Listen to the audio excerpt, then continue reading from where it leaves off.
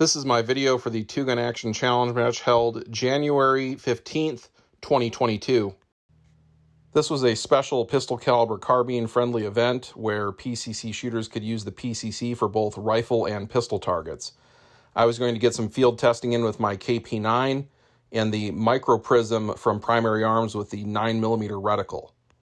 Unfortunately, I would have to cancel these plans as I got sick right before the match with what turned out to be COVID-19. There were a total of 48 shooters registered for this match, and 11 no-showed, including myself.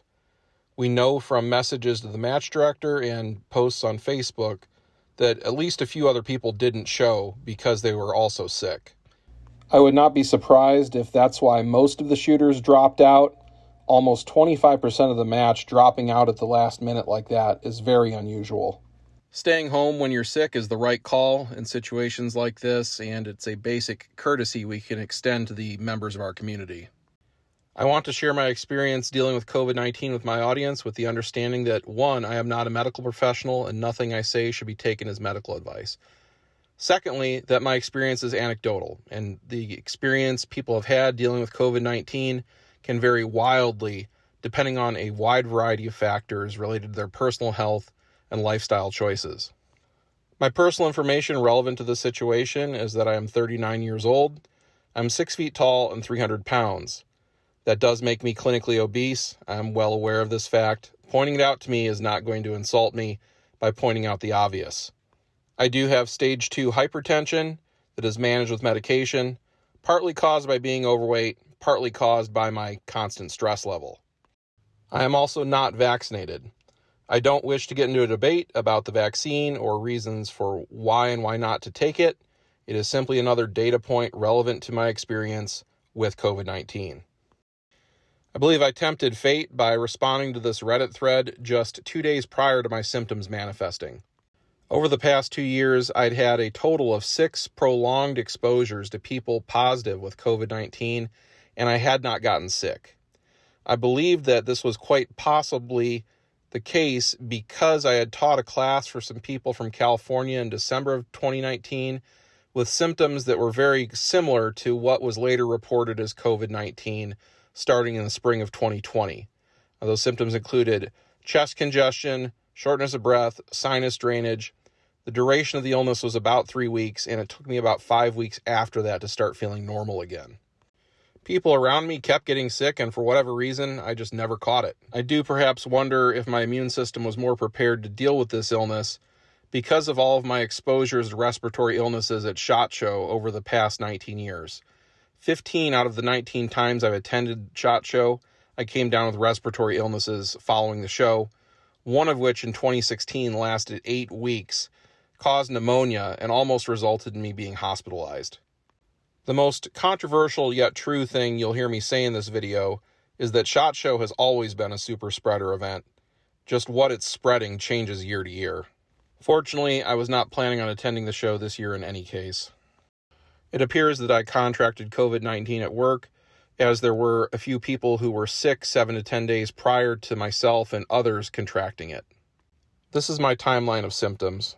Starting on Tuesday of this week, going through Wednesday, I only had sinus drainage, which I thought was allergies. Sometimes it happens as the weather changes in Phoenix, both due to pollen in the air or air quality in general with pollution, but I didn't think anything of it beyond taking some decongestants.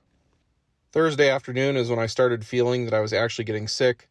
The sinus drainage was continuing, but I also manifested a dry cough, body aches, a light headache, and I began feeling feverish. I left work early and went home. I continued taking the decongestants, but added Tylenol to help with the fever, headache, and body aches. I also started superdosing with immune boosters that included vitamin C, D, and zinc. My previous experiences in dealing with these nasty respiratory bugs is that if I boost my immune system, the symptoms are much reduced versus if I don't. My symptoms persisted at the same level through Friday morning. I had to search quite a bit to find an available COVID test. All the testing facilities in a 20-mile radius around me were booked up. I was able to get in for one Friday afternoon, and there was a line around the building of people waiting to get tested. I felt my fever start to lower and the body aches start to subside Friday afternoon. Saturday morning, the day of the match, I woke up with the fever, headache, and body aches gone. Only the sinus drainage persisted and chest congestion had started. I was prescribed a low dosage of dexamethasone to keep my lungs clear.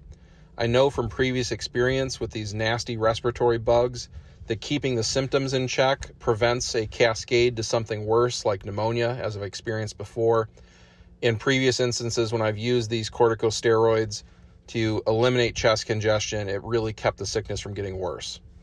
Within an hour of starting the treatment of dexamethasone, my symptoms had abated, the chest congestion was gone, and my sinus drainage had stopped as well.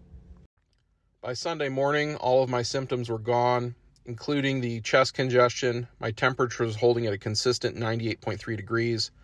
I'm going to continue taking the dexamethasone for an additional 5 days to make sure that things remain cleared out. I'm going to wait a few days more before posting this video to make sure that I don't tempt fate and suffer a relapse. Ultimately, I feel very fortunate that my case was so mild, and the only consequence I really suffered was the inconvenience of missing a monthly match. I do think that paying attention to what your body's telling you, working as you can to mitigate your symptoms, boost your immune system, and having a relationship with a doctor that knows your medical history and how you need to be treated are all very critical things to minimizing the effects of illnesses like COVID-19. Again, this is just my one anecdotal experience out of the hundreds of millions of experiences people have had over the past 2 years. Some people have had even more insignificant experiences, and others have had life-changing and life-ending experiences. I felt it was important to share my experience with my audience, given how much the global pandemic has dominated our public discourse and consciousness over the past 2 years. I'll be back on the range next weekend with more match content on this channel. Thank you for watching.